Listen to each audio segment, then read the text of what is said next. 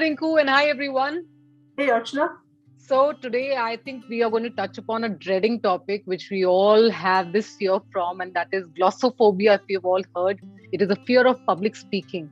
So, Rinku, I think this is one aspect which needs to be touched upon again and again. So, yes, public speaking gets a lot of fear in all of us, and we all experience different things in regards to this. We might have a racing heart, we might have sweaty palms, we might have butterflies in our stomachs. The list is endless, isn't it, Rinku? Yes, Archana, and I think anybody for that matter. I think we want to begin with the point. So, of course, we're talking about public speaking today. What we're going to touch is some of the myths that are attached to it, and which leads to a lot of fear and worries in people when they even want to take their first step. But the fact of the matter is that public speaking, first of all, is not just about addressing this huge audience and you standing on a podium. Everybody imagines public speaking as this big event. I think I want to begin with the fact that the myth around public speaking definition is this, that it is not just, public speaking is not about a big event, a big keynote speaking or speech that you have to give. In my opinion, public speaking is any addresser that you have to do, any message that you need to convey to a group of people where probably you don't know that. And in today's time, it even applies when we are doing this kind of a setup. So if I'm making a YouTube video like we are making it now, this is also a public speaking for us because it's going to an audience which we're not aware of. Yeah. So first of all, let's understand that public speaking is also about addressing a smaller group of people, and it happens daily with us. So we just need to make a note of it and start feeling comfortable with the fact that it's not that a big deal that people make out of it. Absolutely. And I think as we always say, you cannot not communicate. So every time you're dealing with people, whether known, unknown, you always have that power of communication to deal with.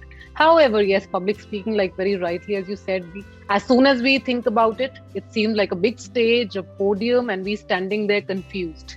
However, today we are going to give you some aspects where we're going to tell you some myths around public speaking. So let's begin, Rinku. Sure.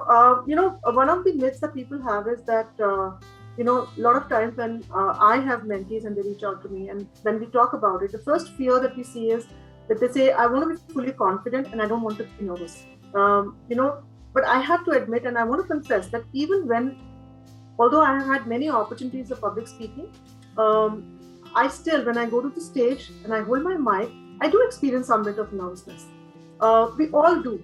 So I think one of the myths that we have to be absolutely calm and non-nervous, and in that perfect stage only we can be a good public speaker, that's wrong. I think the skill is here of being able to understand what message you want to convey, and then preparing yourself enough that, even with the fear and the nervousness that you are having within you or you're feeling that time, you're able to go to the stage and speak about what you need to speak. So the purpose of that public speaking that you're going to attempt has to be much larger than the fear.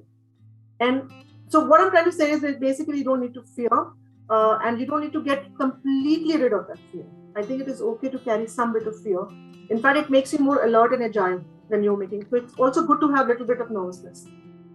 We still have it, so this is the advice that nervousness is okay till the time you can manage it, right? Yeah.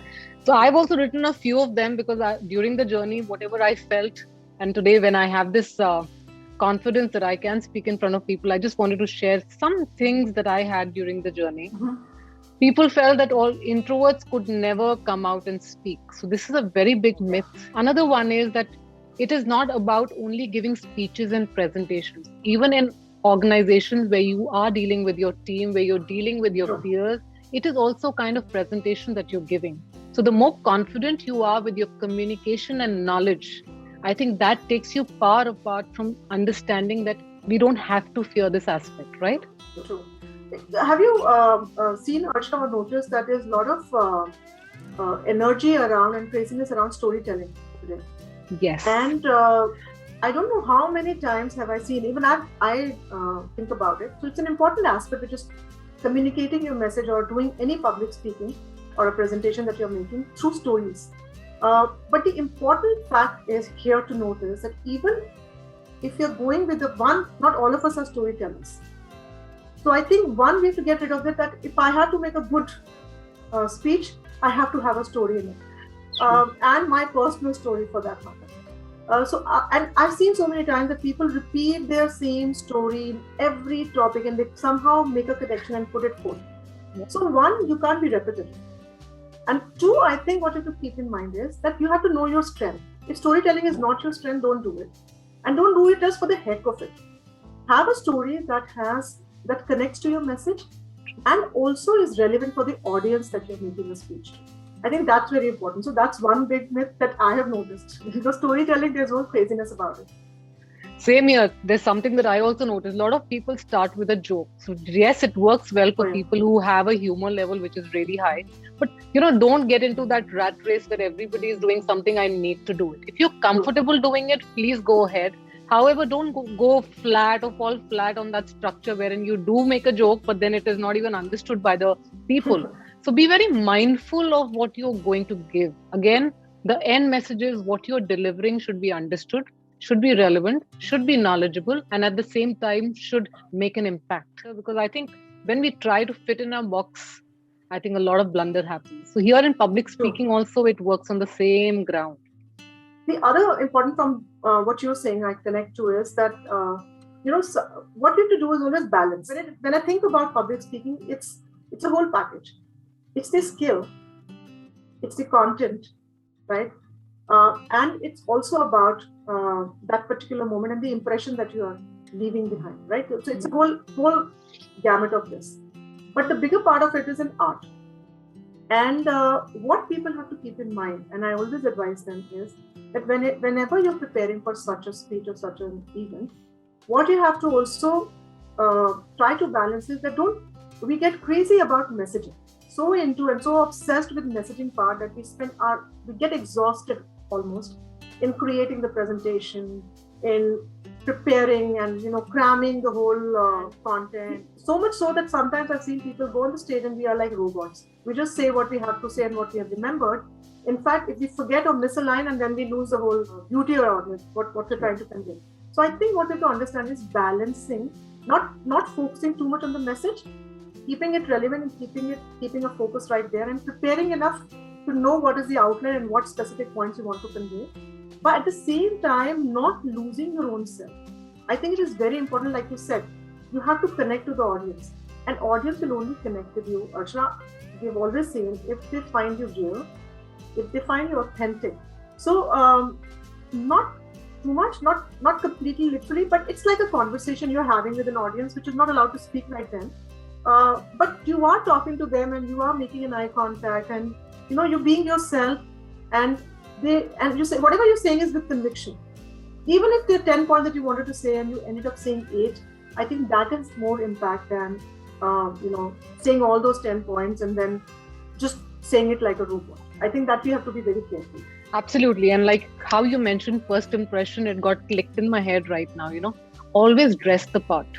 Now, it doesn't mean that whenever you're going for a presentation, you need to shop a day before or maybe wear a new outfit to feel confident. Whichever outfit makes you feel nice, go ahead, wear it, feel nice, feel confident. Use your body language for your power. I'm sure, Rinku, you must have heard like many people say that, you need to stand still, don't move your hands, don't move around. I think that's again a very big myth. Whatever works for you, move around, but don't move around in a gist that you're running from one side to the other. Move around, use your hands, show your palms, because that shows trust. That shows that you're confident, and use it to your power. What works for one may not work for the other, and what may work for the other might not work for you.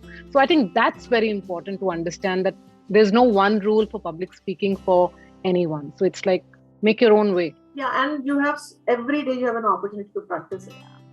So I think that's what you have to keep in mind. Keep it simple, keep it easy. I don't think it's something that we need to fear.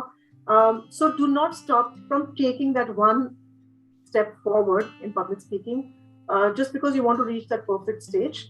That perfect stage is never going to happen. Even the big celebrities that we see on stage talking confidently, they have their nervous moments, before they go onto the stage. Absolutely. So I guess that's all I think we wanted to bring up today about public speaking. The whole idea is to keep it simple, like we always say, and just be more authentic and be clear of what you want to convey, and things will fall in place.